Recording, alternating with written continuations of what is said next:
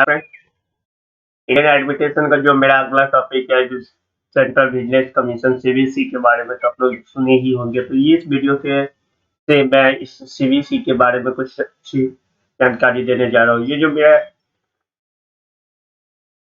PDF है, जो मेरा ये नोट्स है, जो आपको डिस्क्रिप्शन बॉक्स में मिल जाएगी, जो मेरे एक्सपर्ट के द्वारा बनाया गया है दोस्तों। तो ये जो पीडीएफ आपको बहुत सारे एग्जाम में काम आएगी पढ़ने के लिए। हार्ड कॉपी अगर आप चाहे तो, या उस सॉफ्ट कॉपी से भी आप ये पढ़ सकते हैं। दोस्तों ये मैं चैप्टर को आगे बढ़ाता हूँ और आगे मैं ले चलता हूँ ये चैप्टर को। ठीक है दोस्तों, तो ये अब इंडियन एडमिटेशन जो हमारा टॉपिक है वो कहाँ मिलेगा मैं आपको बता देता हूँ। इंडियन एडमिटेशन का टॉपिक कहाँ, आपका जो पब्लिक एडमिटेशन या जो पॉलिटिकल साइंस का पेपर है, जो एमए या जो ग्रेजुएशन, ये सब में आपको मिल जाएगा। तो चलिए मैं अपना ये टॉपिक को आगे बढ़ाता हूँ। सेंट्रल बिजनेस कमीशन, इसके नाम से ही पता चलता है कि क्या ये एक हमारा सतर्कता के इकाई का मतलब कि है, जो जांच कमेटी, जैसे सीबीआई वैसे ही करके कुछ है। तो यहाँ पे जो इसका कुछ अंतर है जो मैं दिखाने जा रहा हूँ दोस्तों। तो ये जो है क्या कहता है कि इसका समांतर इसकी जो समिति होती है उसकी कार्यकाल 4 साल की होती है, लेकिन ये 3 साल तक इसकी समिति का टेन्योर रहता है ज्यादातर। ठीक है, ये जो इसके जो राष्ट्रीय स्तर पर जो भ्रष्टाचार पर नियंत्रण लगाने के लिए जो 3 प्रमुख एजेंसी है, जैसे लोकपाल हो गया, सीबीआई हो गया, और ये जो हमारा सेंट्रल विजिलेंस कमीशन हो गया। तो ये दोस्तों 3 कमेटी है, मतलब कि 3 एजेंसी है, जो मैं हम लोग एक सीबीआई पिछले वीडियो में कर चुके हैं, और जो ये मेरा जो सीबीसी है वो इस वीडियो में कर रहा हूँ दोस्तों, और अगला वीडियो में हम लोकपाल कर दूंगा। ठीक है दोस्तों, मैं आशा करता हूँ कि आपको ये वीडियो अच्छी लगी तो लाइक कर दीजिएगा दोस्तों, शेयर कर दीजिएगा। ठीक है दोस्तों, तो मैं आगे चलता हूँ। जैसे सीबीआई का जो अस्थाना कमेटी था 1964 का, उसी से सीबीआई का एक संगठन हुआ। तो वही कमेटी ने क्या किया, इसको सीबीसी को भी सिफारिश किया कि सीबीसी का भी गठन होना चाहिए। ये हमारे जो केंद्र सरकार है उसके द्वारा ये प्रस्ताव को पारित किया गया, और उसके बाद ये सीबीसी का संगठन होता है। ये मूलतः न संवैधानिक संगठन है और न वैदिक संगठन है। ये हाल ही में 2003 में जो हमारे केंद्र सरकार ने एक अध्यादेश ऑर्डिनेंस कहलाता है दोस्तों, जारी करके सीबीसी का गठन करते हैं, दर्जा देते हैं। मतलब कि अध्यादेश क्या होता है वो मैं बता देता हूँ दोस्तों, की जैसे कि कोई बिल को पारित कराना है, जो बिल को पारित कराना, तो क्या होता है कि उसको पार्लियामेंट में से पारित कराना पड़ता है। लेकिन एट द टाइम उस समय अगर कोई पार्लियामेंट नहीं है, मतलब कि लोकसभा नहीं, राज्यसभा रहते तो वो तो रहते हैं, लेकिन लोकसभा का बैठक नहीं बुलाया गया, तो क्या करते हैं कि प्राइम मिनिस्टर एक बिल लेके आते हैं और वो डायरेक्ट प्रेसिडेंट को साइन करवा देते हैं। डायरेक्ट प्रेसिडेंट साइन करवाते हैं, करने के बाद ये अध्यादेश पारित हो जाता है। ये इसका वैलिडिटी 6 महीना रहता है।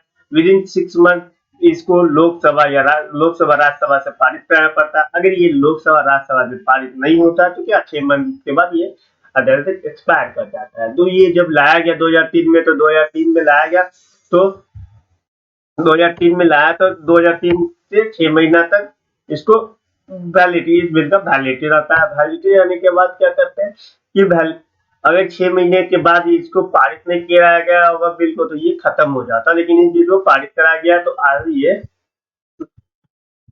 तक है। ठीक है,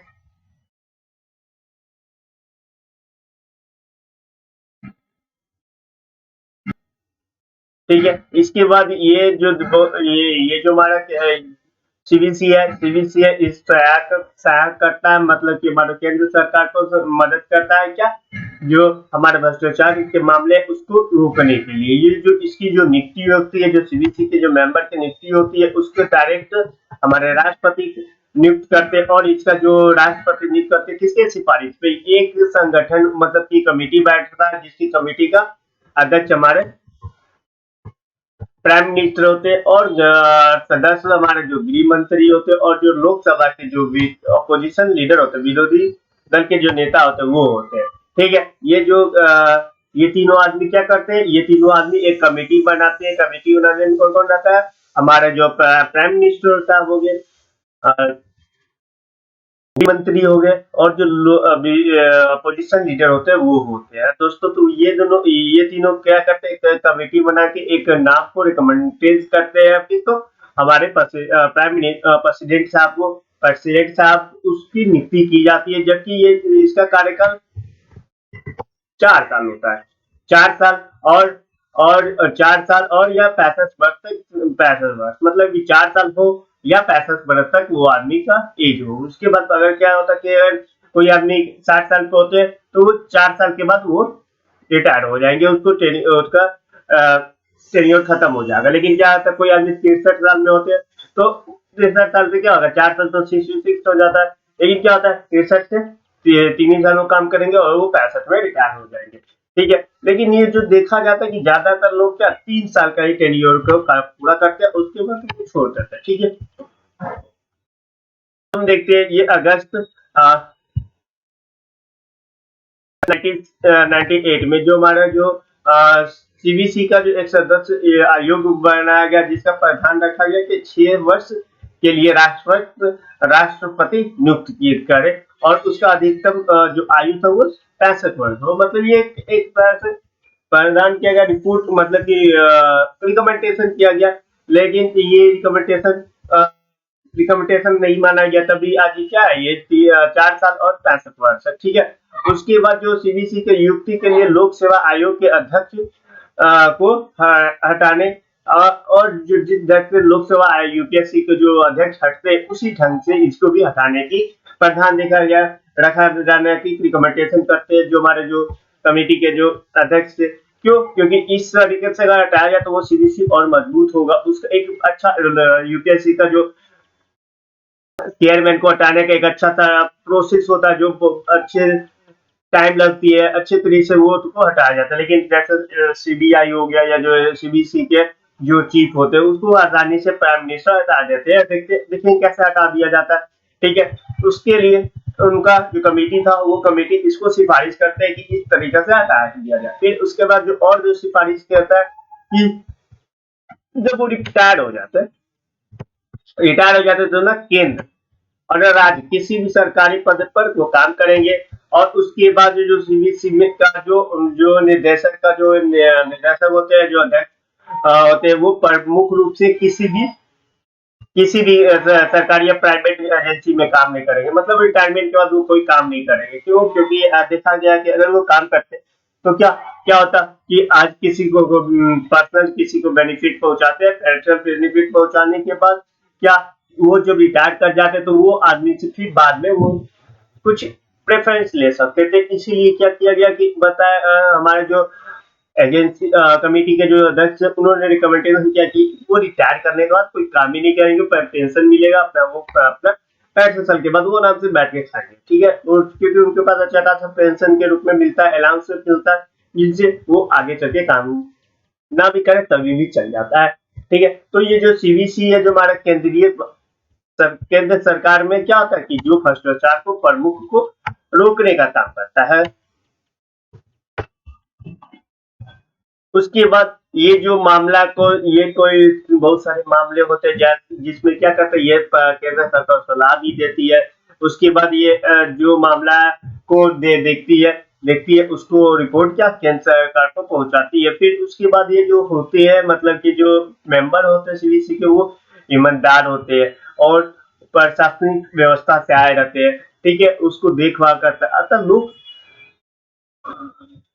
लोक सेवा आयोग की तरह ही उनकी भूमिका सलाहकार की जैसी होती है। लोक सेवा जो ज्यादातर सीबीसी के जो मेंबर होते हैं वो लोक सेवा आयोग से ही आए रहते हैं, मतलब आईएएस ऑफिसर लगभग होते हैं। ठीक है, उसके बाद ये जो अपने कार्य को क्या लोक सेवा आयोग के स्तर तक, मतलब कि स्तर तक इनका स्वतंत्र कार्य होता है। मतलब इनका जो कार्य होता है वो कोई मिनिस्ट्री या कोई मिनिस्टर उसको बीच में दखल अंदाजी नहीं कर सकता। जैसे लोक सेवा आयोग जो लोक सेवा आयोग की बात करिए, जैसे ऐसे सीबीआई को देखे थे, वहां पे क्या हुआ, वो एक इंडिपेंडेंट बॉडी हुआ, वो इंडिपेंडेंट बॉडी हुआ, लोग स्वतंत्र हुआ।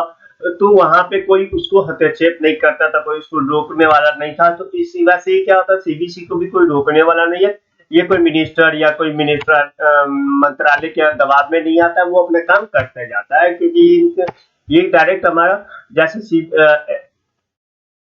सीबीआई का क्या पीएमओ के अंडर में काम करता था वो, वैसे ये भी अपना पीएमओ का अंडर में काम करता है। ठीक है, ये अपने गतिविधि को जो वार्षिक रिपोर्ट है जो मंत्रालय को देती है, मंत्रालय को देती है, उसके बाद मंत्रालय क्या करता है, वो संसद को वो अपना संसद को रिपोर्ट पहुंचाता है। मतलब ये मंत्रालय को अपना जो मंत्रालय उसमें देती है। मतलब कि ऐसा ना है कि जैसे कि ये इस पर कोई अलग अलग मंत्रालय जैसा कि फाइनेंस मिनिस्ट्री हो गया, जैसे कि मतलब कि फॉरेन अफेयर मिनिस्टर हो गया, तो ये सब इसको दबाव नहीं देता। तो ये अपने जो मंत्रालय उसके अंदर में रहता है, इसके वो मंत्री के अंदर में रहता है, और जो दूसरे मिनिस्ट्री है वो इस पर दबाव नहीं डालते हैं, दबाव नहीं डालते। उसके बाद ये अपना फाइनेंशियल रिपोर्ट क्या, मतलब कि वार्षिक रिपोर्ट क्या करते हैं कि ये अपने मंत्रालय को देते हैं। उसके बाद वो मंत्रालय क्या करते हैं, दोनों सदन में रिपोर्ट पहुंचाते हैं कि ये एक साल में ये काम ये लोग किए हैं। ठीक है, उसके बाद सरकार के मतलब कि अधिकारी के सीमा में ये काम करते हैं, मतलब कि पूरे ऑल ओवर इंडिया में ये काम करते हैं।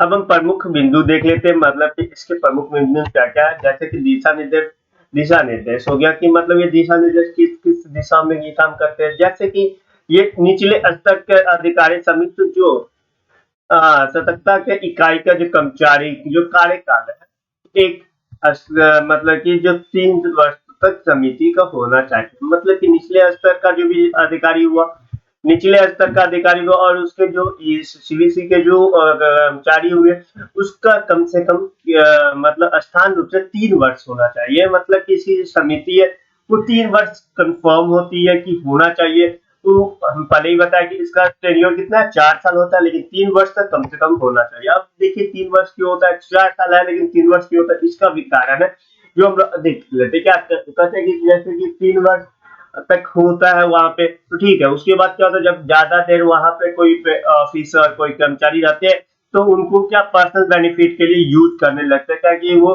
ज्यादातर देखते हैं कि कैसे इसका यूज करना चाहिए। ये एक ऐसा एजेंसी है जो भ्रष्टाचार को नियंत्रण करता है। तो यहाँ पे मेरे ख्याल से पैसा तो बहुत होता होगा।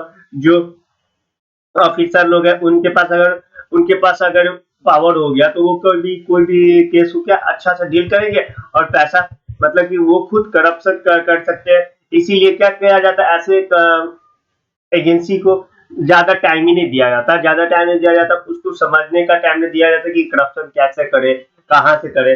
इसके अंतर्गत ही क्या होता है, जब तक समझे जब तक उसको ट्रांसफर कर दिया जाता है या रिटायर कर दिया जाता है।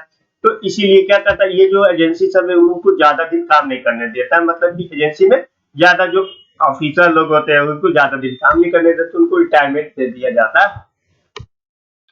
अन्य जो पोस्टेड है उसके साथ कार्यकाल को 3 वर्ष बढ़ा दिया जाता है। अगर क्या करता है, वो निचले स्तर के पोस्टिंग है, पोस्ट है, तो उसमें क्या करता है, उसमें 3 वर्ष और बढ़ा दिया जाता है। अगर वो अच्छा से काम करे तो बढ़ा दिया जाता है। ठीक है, जो जिन कर्मचारी के द्वारा एक स्थान पर ये जो सीबीसी में 5 वर्ष पूरा हो जाता है, उसको हमेशा के लिए वहां से क्या करता है कि उसको हटा दिया जाता है। मतलब कि क्या हुआ, कोई कर्मचारी 3 वर्ष काम किया तो वो अच्छा से काम किया, कोई कर्मचारी निचले वर्ष स्तर पर जो कर्मचारी काम करता है, वो कर्मचारी काम किया 3 वर्ष, उसके बाद वो अच्छा परफॉर्मेंस आया तो उसको 3 वर्ष और रिकमेंडेशन किया जाता है। लेकिन क्या होता है, 5 वर्ष के बाद उसको हटा ही दिया जाता है। मतलब कि 5 वर्ष मैक्सिमम हुआ, मैक्सिमम 5 वर्ष में उसको वहां से ट्रांसफर कर दिया जाता है। वो डिपार्टमेंट से हटा के कोई दूसरे जगह ट्रांसफर कर दिया जाता है। ठीक है,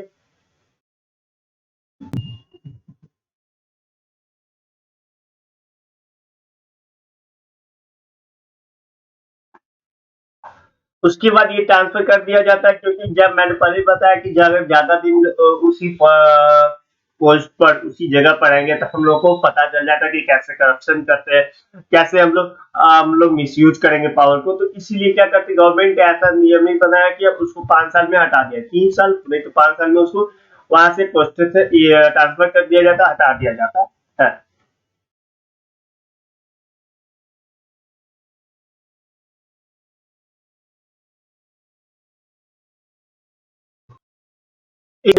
वो व्यक्ति को जिसको हटा दिया जाएगा उसको पूर्ण रूप से अगर लाने की जरूरत पड़ती है, मतलब कि तो उसको बाद में, मतलब कि कोई अगर अच्छा ऑफिसर पहले 3 साल काम किया, फिर 3 साल का एक्सटेंशन दिया तो 5 6 साल हुआ, लेकिन 5 साल तक ही उसको हटा दिया जाता, ट्रांसफर कर दिया जाता। फिर क्या होता, उसको ट्रांसफर कर दिया जाएगा, मानिए कि वो सीबीआई डिपार्टमेंट में चला गया वो ऑफिसर, लेकिन क्या होता फिर वो अच्छा काम करता है, उसका रिकॉर्ड अच्छा है, तो क्या करते हैं कि लोग, मतलब कि उसके जो ऑफिसर होते हैं, हायर ऑफिसर होते हैं, वो क्या करते हैं उसको पूर्ण रूप से लाते हैं, तब जब उसकी जरूरत पड़ती है, जब पूर्ण रूप से वो उसको लाते हैं, तब क्या होता है एक टाइम पीरियड होना है, इसके बीच में एक टाइम पीरियड होना है 5 साल, और 2 3 साल के बाद फिर उसको लाया क्वेश्चन करेगा, तो फिर वो 3 साल के लिए वो आएगा यहाँ पे काम करने के लिए।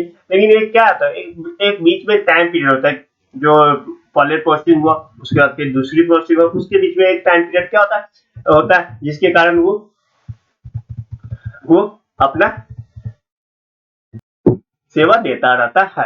ठीक है, इसके बाद इसका कारण क्या है, ये पहले हम बता चुके। क्या होता है, ये संदेशशील, मतलब कि ये बहुत एक हाईली प्रोफाइल एजेंसी है, जहाँ पे क्या करते हैं कि लंबे समय तक काम करेगा लोग, तो क्या अधिकारी को पर अपने प्रति क्या विकास होने लगेगा, या साथ ये इमोशनल फीलिंग होगी, वो अटैच होने लगे वो पोस्ट से, जिसके कारण क्या करता है वो, अगर कोई आरोप शिकायत आता भी है तो वो अपना इमोशनल में काम करने लगेगा, या अपना बेनिफिट के लिए काम करने लगेगा। इससे क्या होता है, इससे जो ट्रांसपेरेंसी है, अकाउंटेबिलिटी है, न्यूट्रलिटी है, ये सब जो पारदर्शिता हो गया, निष्पक्षता हो गया, एकरूपता हो गया, ये सब क्या होता है, ये सब हैम्पर होने लगेगा, धीरे धीरे खराब होने लगेगा वो आदमी का। इसीलिए क्या करता है कि वो आराम से हटा दे, ट्रांसफर कर देता है, जिससे वो बचा रहे। ठीक है, तो अब ये देखते हैं सीबीसी का जो आयोग के बारे में हम देख लेते हैं। जो सीबीसी आयोग जो स्थानीय रूप से क्या हमारा एक जांच एजेंसी है, जिसका कार्यकारी जो प्रधानता के नियंत्रण रखते हैं, पर मतलब कि करप्शन से मुक्त बनाने का ये इनका प्रधानता है, और इनका निगरानी करते हैं, इसलिए वो पूरा निगरानी करते रहते हैं कि कौन आदमी करप्शन करता है, कौन नहीं कर रहा है। उसके बाद ये जो हमारा केंद्रीय ये सरकारी संगठन जो भिन्न भिन्न पदाधिकारी ऑफिसर होते हैं, उनको भी ये अपना देखते रहते हैं, मतलब जो जो इम्पोर्टेंट ऑफिसर है, भिन्न डिपार्टमेंट के जो इम्पोर्टेंट ऑफिसर है, उसको भी ये देखते रहते हैं, मतलब एजेंसी आराम से देखते रहते हैं, वॉच करते रहते हैं कि कैसे वो आदमी कर रहा है, कहीं वो करप्शन नहीं कर रहा है क्या, वो जो योजना बना रहा है, तो कोई योजना वो ऑफिसर बना रहा है, दूसरे डिपार्टमेंट का ऑफिसर जो बना रहा है, वो किसी विशेष व्यक्ति को क्या प्रॉफिट नहीं पहुंचा रहा है, या इसीलिए वो धीरे धीरे देखते रहते हैं, सबको वो वॉच करते रहते हैं कि कोई आदमी क्या विशेष रूप से किसी को प्रॉफिट नहीं पहुंचा रहा है, इसलिए वो वॉच करते थे, ये इनका काम है। ठीक है, अब इसका तो हम हिस्टोरिकल बैकग्राउंड देख लेते हैं, एक हिस्टोरिकल बैकग्राउंड हम देख लेते हैं।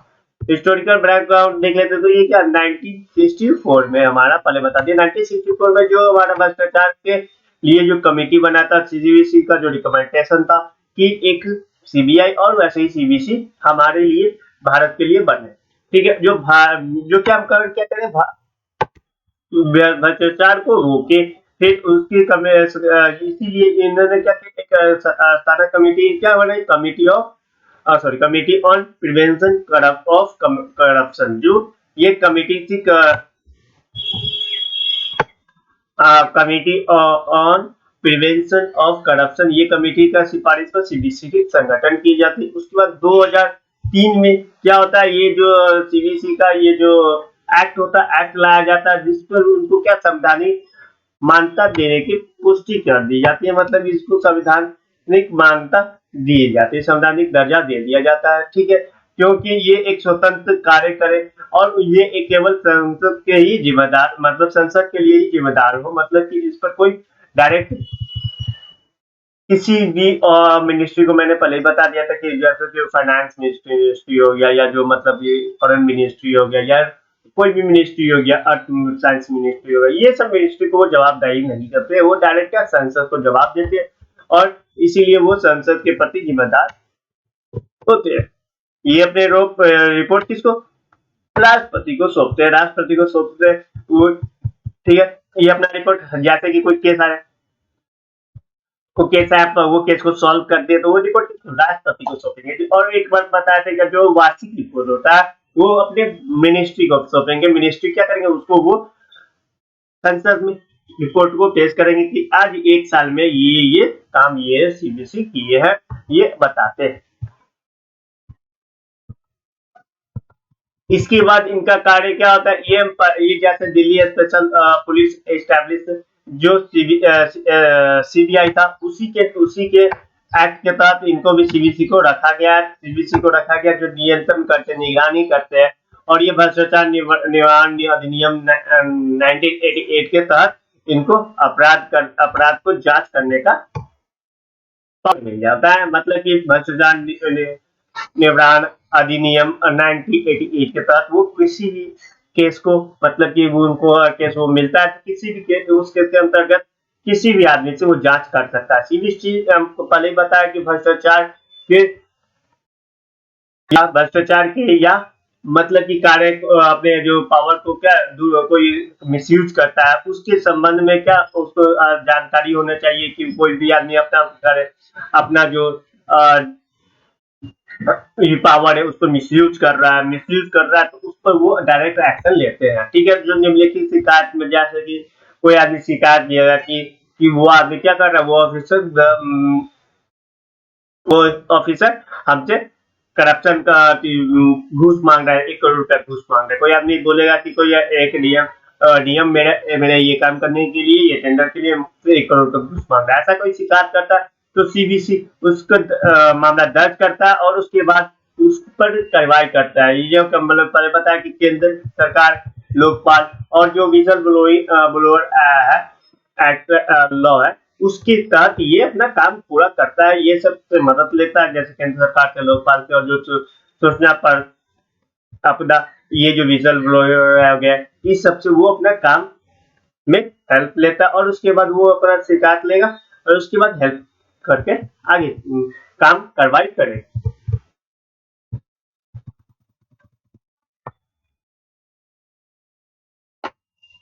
उसके बाद जो सीबीसी है, जो एक एजेंसी है, जैसे कि एसबीआई था, वो एक कैंडिडेट संगठन के जो चीफ विजिलेंस ऑफिसर होते हैं जो पर निर्भर करता है। यहाँ पे चीफ विजिलेंस ऑफिसर होते हैं, सबका हेड होता है चीफ विजिलेंस कमीशन। वो दिल्ली पुलिस दिल्ली पुलिस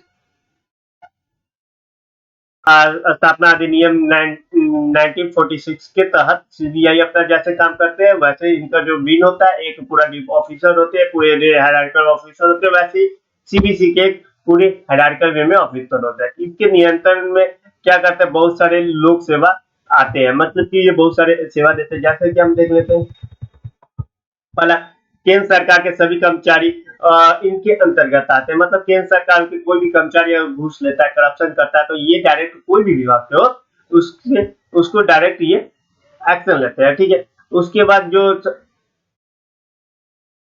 नियुक्ति भी क्या होता है, नियुक्ति भी क्या होता है, केंद्र सरकार के कोई भी कर्मचारी हो जो अच्छा काम करते हो तो उसमें से कोई भी मतलब कि जो चीफ विजिलेंस कमिश्नर ऑफिसर होते हैं वो क्या करते हैं, जो अच्छा काम करे उसको बुला लेते हैं और उसके बाद सार्वजनिक उपक्रमों, निगमों और केंद्र सरकार के सभी आधारित काम को वो स्थापित करते हैं। मतलब कि जो बहुत सारे निगम का काम हो गया, जो केंद्र सरकार का अधीन में जो काम हो रहा है उसको भी स्थापित करते हैं, ठीक है। जैसे दिल्ली महानगर परिषद, दिल्ली नगर लोकपालिका परिषद के सभी कर्मचारी भी इसके अंतर्गत आते हैं। अब वर्तमान में क्या अधिकार क्षेत्र केवल ये लोक राजपत्र अधिकारी के स्तर से लेकर ये सभी के अंदर, ये सभी अधिकारी इन्हीं के अंदर आते हैं, ये आराम से उनका जांच कर सकते हैं। उसके बाद अगर वो भ्रष्टाचार कर रहे हैं, भ्रष्टाचार के मामले में कोई भी सांसद हो गया या मंत्री जुड़ा हुआ है या एमएलए जुड़ा हुआ है, उस सब के ऊपर भी ये जांच करते हैं। ये आयोग क्या भ्रष्टाचार और दुराचार के विरोध में शिकायत कोई नागरिक करते हैं तो उससे ये मिलते हैं और उसका जांच करते हैं, रिपोर्ट बनाते हैं और ये कैसे कोई नागरिक उसकी ऑफिसर के खिलाफ रिपोर्ट कर देता है, उस पर वो काम करते हैं। इसके लिए वो उनका क्या होता है, प्रिंटिंग रिपोर्ट होता है, लेख कैसे वो जांच करते हैं, पहले क्या प्रिंटिंग रिपोर्ट होता है, फिर लेख परीक्षा रिपोर्ट होता है, फिर विभिन्न प्रकार के जो परिशिष्ट अधिकारी उससे जाकर मिलते हैं, फिर संसद द्वारा लगाए गए आरोप को वो क्रॉस चेक करते हैं, फिर वो जो संसद द्वारा रिपोर्ट को एकत्रित करते हैं, रिपोर्ट को लेकर कर उसके बाद वो अपना जांच को आगे बढ़ाते हैं। ठीक है, उसके बाद जो इसके कार्य क्या होता है, निम्नलिखित कार्य है देखे जैसे जैसे प्रत्येक लेन-देन को या जो देखभाल करते देखते हैं कि कोई लेन-देन अच्छा है कि कोई लेन-देन खराब है, मतलब कि वहाँ पे करप्शन चार्ज हो सकता है, करप्शन हो रहा है, उसको देखते हैं। जहाँ पे इनको नीचे संदेह होता है वहाँ पे वो आरोप और संदेह या आरोप होता है तो वहाँ पे वो आगे फिर बैठे थे जांच बढ़ाते हैं। लोक सेवा के जो विरुद्ध में जो भ्रष्टाचार, दुरुपचार, अपराध, ईमानदारी के अभाव या अन्य जो प्रकार के जो आचरण का शिकायत मिलता है तो उसको भी जांच पड़ताल करते हैं। मतलब कि जो लोक सेवा के अलग अलग जो कर्मचारी हो गए, ईमानदारी का जो कम ईमानदार हो गए, जो अपने पर्सनल यूज के लिए कोई लोक सेवा के ऑफिसर यूज कर रहे हैं तो वहां पे जाके भी ये अपना काम करते हैं। मंत्रालय विभाग जो सार्वजनिक जो प्रस्थान बैंक जैसे एसबीआई बैंक हो गया या कोई भी बैंक हो गया, वहां पे कोई अगर आदमी कोई ऑफिसर भ्रष्टाचार कर रहा है तो यहाँ पे ये एजेंसी क्या करेंगे, अपना सामान्य रूप से जांच करते हैं और वहां पे जाके अपना जांच करके अगर कोई मामला गलत होता है तो उसको आगे तक रिपोर्ट पहुंचाते हैं। उसके बाद जो अनुशासनिक अधिकारी होते हैं जो स्वतंत्र ढंग से अपना मतलब कि काम नहीं करते हैं, मतलब कि अपने बेनिफिट के लिए काम करते हैं तो उनको पहले रिकमेंड पहले वो करप्शन नहीं कर रहे बस गलत कर रहा है तो उनको जाके समझाते हैं।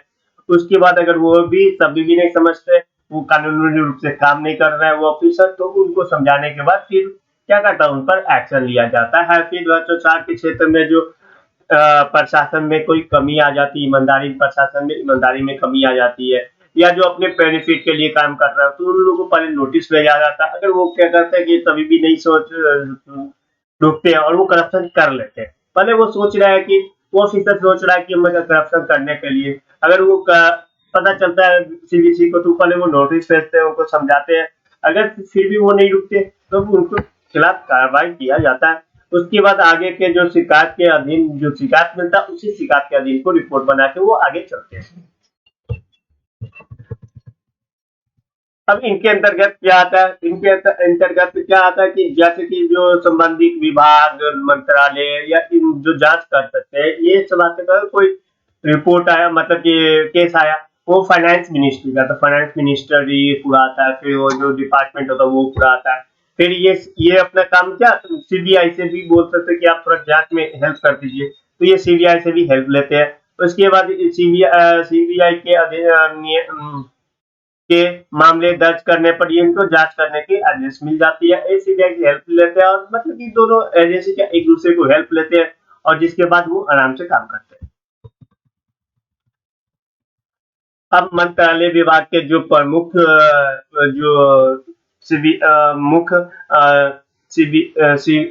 सीबी ऑफिसर होते हैं, वो क्या कहते हैं कि वो अच्छा काम करते हैं क्योंकि वो मंत्रालय के ऊपर में मंत्रालय में भी अगर क्या एक्शन हुआ रहता है तो वहां पे जाके वो काम करते हैं और उसका वो एक अच्छे से जांच करते हैं। उसके बाद वो रिपोर्ट अपने पेशेंट को पहुंचा सौंप देते हैं। ठीक है, उसके बाद ऐसा ये क्या ये एक एक बहुसंख्यीय आयोग है, मतलब कि इसमें जिसमें क्या होता है एक अध्यक्ष होते हैं और दो इसके मेंबर होते हैं। ये मतलब एक पद का आयोग नहीं है, ये बहुसंख्यीय आयोग, मतलब कि कम से कम 3 मेंबर होना चाहिए। एक क्या अध्यक्ष होना चाहिए, सीबीसी ऑफ चीफ ऑफिसर होना चाहिए, उसके बाद दो इसके जो सदस्य होते हैं, मतलब ये 3 आदमी के ये एजेंसी होता है, कम से कम इसका 3 मेन आदमी होता है, उसके बाद पूरा हायरार्कल स्टाफ ऑफिस ऑफिस होता है। अब इसका नियुक्ति हम पहले बता दिए कि इसका नियुक्ति हमारे राष्ट्रपति के द्वारा होता है। और राष्ट्रपति एक समिति बनाते हैं, जिस समिति में क्या हमारे प्रधानमंत्री होते हैं वो अध्यक्ष होते हैं, गृह मंत्री क्या होते हैं उसके सदस्य होते हैं, और लोकसभा के जो विपक्ष नेता होते हैं वो भी इसके सदस्य। मतलब टोटल की कमेटी में कितना, 3 हो गए। एक हमारे प्रधानमंत्री अध्यक्ष हो गए, फिर हमारा जो दूसरा गृह मंत्री हो गया वो सदस्य हो गया, और जो अपोजिशन लीडर होते हैं, विपक्ष के जो लीडर होते हैं वो इसके सदस्य होते हैं। ये तीनों होते हैं। ये एक आदमी का रिपोर्ट तैयार करके रिकमेंडेशन करेगा हमारे जो राष्ट्रपति को, तो राष्ट्रपति उसकी नियुक्ति की जाती है। इसके कार्यकाल जो हमारे 4 वर्ष या 65 वर्ष होता है, जो पहले आ गया उस पर ये रिटायर हो जाते हैं। ये मैंने बताया था, फिर से बता देता हूँ कि अगर कोई आदमी 61 साल में अपॉइंट होता है, उसके बाद वो 4 वर्ष या 65 साल तक वो 65 साल में वो रिटायर होगा। लेकिन कोई आदमी 60 साल में अपॉइंट हो जाता है तो 4 वर्ष क्या 64 हो गया। 64 हो गया तो वो 64 में वो रिटायर कर जाता है, तो वो 65 साल तक नहीं जाएगा। ठीक है।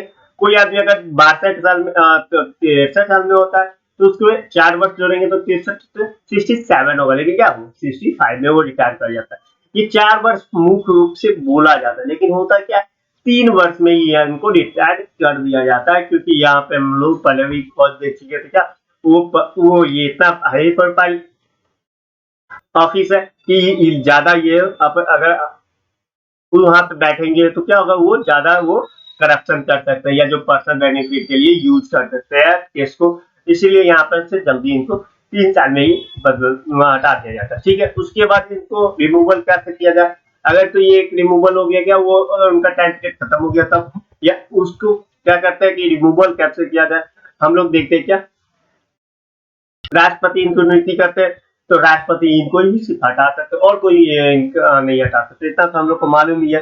ठीक है। जो भी पद को राष्ट्रपति नियुक्ति करते हैं उसको कौन हटा सकता है, सिर्फ राष्ट्रपति ही हटा सकता है। जैसे कि अगर आईएएस और डीएम के पद को कौन नियुक्ति करते हैं, राष्ट्रपति अपॉइंटमेंट देते हैं, अपॉइंटमेंट लेटर देते हैं, अपॉइंट करते हैं, तो उनको कौन हटा सकते हैं, राष्ट्रपति ही हटा सकते हैं। ठीक है। उसके बाद अगर वो क्या उसके अब और जो दोषी प्राप्त होता है कि वो आदमी दोषी हो गया तब उसको हटा सकते। जैसे कि उसके नैतिक आधार पर कोई आदमी का छवि खराब हो जाता है, वो कोई करप्शन चार्ज में लीन हो जाते हैं जो ऑफिसर हुए, उस आधार पर हटा सकते हैं। यदि उसका वो कार्य का जो कार्य क्षेत्र है जो बाहर हो, अपने बाहर से कोई लाभ प्राप्त करे, मतलब वो पर्सनल लाभ कहीं दूसरे से प्राप्त करे, मगर कहीं दूसरी एजेंसी से प्राप्त करे, प्राइवेट एजेंसी से प्राप्त करे, प्राइवेट प्लेयर से प्राप्त करे, तो क्या होगा, उनको हटा सकता है। मतलब पर्सनल बेनिफिट, पर्सनल प्रॉफिट वो दूसरे आदमी से नहीं कर सकते। मतलब वो बाहर कोई काम नहीं कर सकते, या कोई बाहर काम करता है या कोई कहीं से वो पैसा ले रहा है तो वहां से उस आधार पर उनको हटाया जा सकता है। या मानसिक या शारीरिक रूप से वो क्या होता है कि बीमार हो जाते हैं, जो काम करने में असमर्थ होते हैं, इस आधार पर भी उनको हटाया जा सकता है। ठीक है। उसके बाद यदि वो आर्थिक या किसी रूप से किसी प्राप्त से किसी से वो मदद लेते हैं, मतलब घूस एक प्रकार का लेते हैं, करप्शन लेते हैं, तो उस आधार पर भी हटा दें। मतलब आर्थिक रूप से किसी का मदद लेते हैं, मतलब करप्शन टाइप का की, जैसे कि वो कोई केस को जांच कर रहे हैं, जांच करने के उसी समय में क्या क्या जो आरोपी है उसी से वो कुछ ले लेते हैं, पैसा ले लेते हैं, आर्थिक सहायता कर ले लेते हैं, तो उस तहत भी हटा दिया जा सकता है। ठीक है। उसके बाद जो हमारा इसका जो केंद्र के जो विजिलेंस सीवीसी है के नियुक्ति होती है, या जो उसके और जो मेंबर होते हैं वो दूर आचार, मतलब किसी के साथ बदतमीजी करे, या जो अपने क्षमता को अपने पर्सनल यूज के लिए यूज करे, मतलब कि वो किसी के साथ बदतमीजी करे या कुछ उनका जो कैरेक्टर है उसमें भी कुछ खराबियां, तो इसमें जांच होता है, उसका एक जांच होता है, उसमें जांच के में अगर वो दोषी पाए जाते हैं तो हटा दिया जाता है, या वो क्या कहते हैं राष्ट्रपति को अपना इस्तीफा पद सौंप दिया जाएगा, तो उससे भी ये हटा दिया जाता है। ठीक है दोस्तों, ये जो हमारा सीबीसी हो गया, फिर जो हमारा सीबीआई हो गया, ये सब का जो ऑफिसर लोग होते हैं इसी तरह से हटाया जाता है। ठीक है। तो ये मेरा चैप्टर इस प्रकार से हम लोग सीबीसी के बारे में अच्छे से देख लिए, सीबीसी के अपॉइंटमेंट कैसे होते हैं, रिमूवल कैसे होता है, उसका कार्य क्षेत्र क्या होता है, सीबीसी का गठन का जो समिति होता है वो कैसे बनता है, फिर हिस्टोरिकल बैकग्राउंड देख लिए, फिर इसका जो पावर का मिलता है वो कहाँ से मिलता है। इस प्रकार से हम ये देख लिए। ये आशा करते हैं कि ये चैप्टर अच्छा लगा होगा। फिर से मैं बोलता हूँ, ये जो मेरा पीडीएफ है वो मेरे एक्सपर्ट के द्वारा बनाया गया और वो आपके सब्सक्रिप्शन बॉक्स में मिल जाएंगे, वहां से आप लोग डाउनलोड कर सकते हैं। ठीक है दोस्तों, आप अच्छे से रहिए, अच्छे से बढ़िया। ठीक है, मैं क्लास खत्म करता हूँ। वंदे मातरम दोस्तों, जय हिंद दोस्तों।